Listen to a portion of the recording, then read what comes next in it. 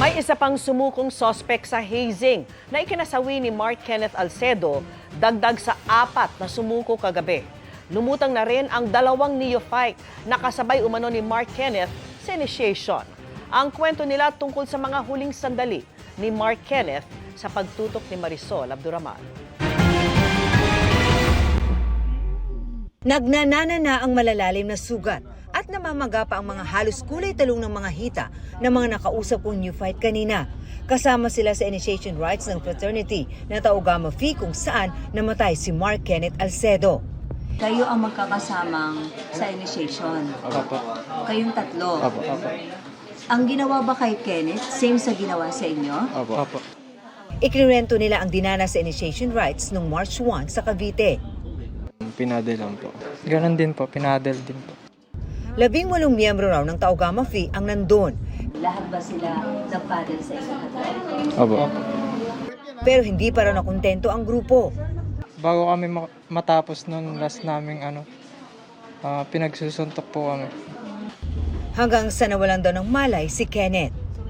CPR. Kasi po, nasa loob po kami ng bahay. Tapos nasa sala lang po ata yun sila. Para sa ama ng bata, hindi basta-bastang hazing ang ginawa sa kanyang anak. Kitang-kita sa lahat ng party. Kasi kung hindi mo makita ng marami, buti kung dito lang sa hita, pwedeng masabi natin na hazing lang yan. Lumalabas po marami sa baba, sa dito, ang dami. Kanina, sinampahan ng ama ni Kenneth ang 14 na suspect na tukoy na ang pagkakakilanlan. Kabilang dito ang 4 na sumuko kagabi sa General Trias Police. At isang sumuko naman sa Dasmariñas Police noong Sabado sa pamamagitan ng mayor ng Dasmariñas City.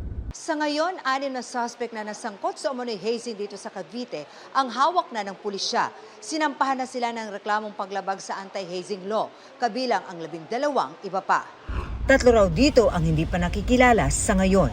Ayon sa hepe ng Dasmariñas City Police, may mga nagpapahiwatig daw na susuko. Base sa kwento rin nila, natatakot na rin sila sa kaligtasan nila sa labas.